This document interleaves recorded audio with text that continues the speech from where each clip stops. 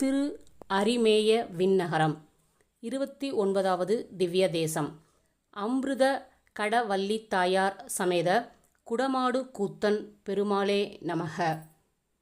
உதங்க முனிவர் சிறுவயது முதலே வைதர் என்பவரிடமிருந்து வேதங்களை பயின்று வந்தார். வகுப்புகள் முடிந்ததும் குருநாதருக்கு குருதட்சிணை கொடுக்க விரும்பினார். குருநாதரின் மனைவி தனக்கு அந்நாட்டு அரசி அணிந்திருக்கும் குண்டலங்கள் வேண்டும் என்று கேட்டார். உதங்க முனிவரும் அரண்மனை சென்று அரசியிடம் விஷயத்தை கூறினார். முனிவரையும் அவரது குருநாதரையும் பற்றி ஏற்கனவே அறிந்திருந்த அரசி தனது குண்டலங்களை கொடுத்தார்.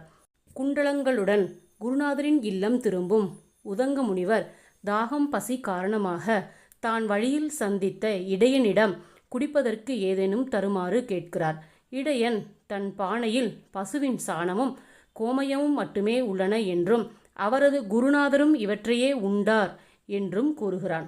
குருநாதர் உண்ட பொருள் என்பதால் முனிவர் தனது கமண்டலத்தை கீழே வைத்துவிட்டு இடையனிடம் இருந்து பெற்ற பசுவின் சாணத்தையும் கோமயத்தையும் உண்டார். அப்போது அவ்வழியே வந்த தட்சன் என்பவன் முனிவரின் கமண்டலத்தை எடுத்துக்கொண்டு ஓடுகிறான். இதை கண்ட முனிவர் வருத்தம் மேலிட அதை அவனிடமிருந்து பெறுவதற்கு இடையனிடம் ஆலோசனை கேட்கிறார்.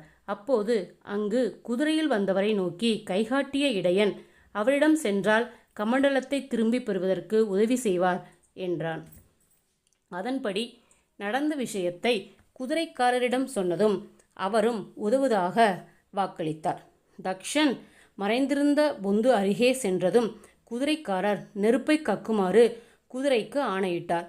குதிரையும் வாயில் இருந்து நெருப்பை உமிழ்ந்தது. நெருப்பின் வெப்பத்தை தாங்காத தக்ஷன் பொந்திலிருந்து வெளியே வந்து கமண்டலத்தை கொடுத்தான். குதிரைக்காரருக்கும் இடையனுக்கும் நன்றி தெரிவித்த முனிவன் கமண்டலத்துடன் குருநாதர் இல்லம் திரும்பினான். குருநாதரிடம் நடந்தவற்றை கூறினார். ஞான திருஷ்டியால் நடந்தவற்றை ஆராய்ந்த குருநாதர் முனிவரிடம் பக்தியை சோதிக்க இடையனாக திருமாலும் குதிரை வடிவில் இருந்து அக்னியின் மேல் இந்திரனும் வந்ததாக கூறினார். உடனே உதங்க முனிவர் தனக்காக இடையனாக வந்த திருமாலின் சுயரூபம் காண வேண்டினார். உதங்க முனிவருக்காக இத்தலத்தில் வெண்ணையுடன் நிரம்பிய குடத்துடன் காட்சி கொடுத்தார் திருமால்.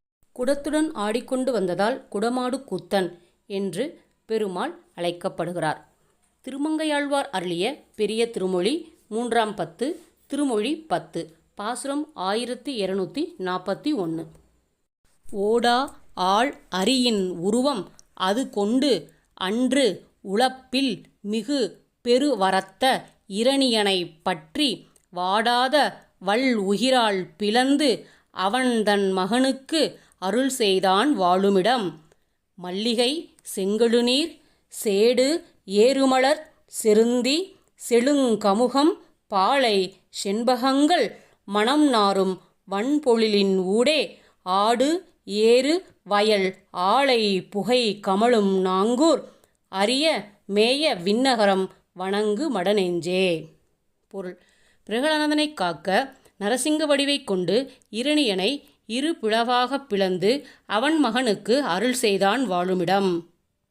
மல்லிகை செங்கழுநீர் மலர்ந்த செருந்தி அழகிய கமுகம் பாலை செண்பகங்கள் இவற்றால் மணம் மிக்க சோலையின் நடுவே ஆடுவதற்காக கரும்பு ஏறின வயலின் ஆலை புகையின் மணம் பரவும் திருவாங்கூர் அரிய மேய விண்ணகரம் வந்து வணங்கு எனது மடநெஞ்சே என்கிறார் திருமங்கையாழ்வார். நமது சேனலை சப்ஸ்கிரைப் செய்யாதவர்கள் சப்ஸ்கிரைப் செய்து கொள்ளவும். நன்றி.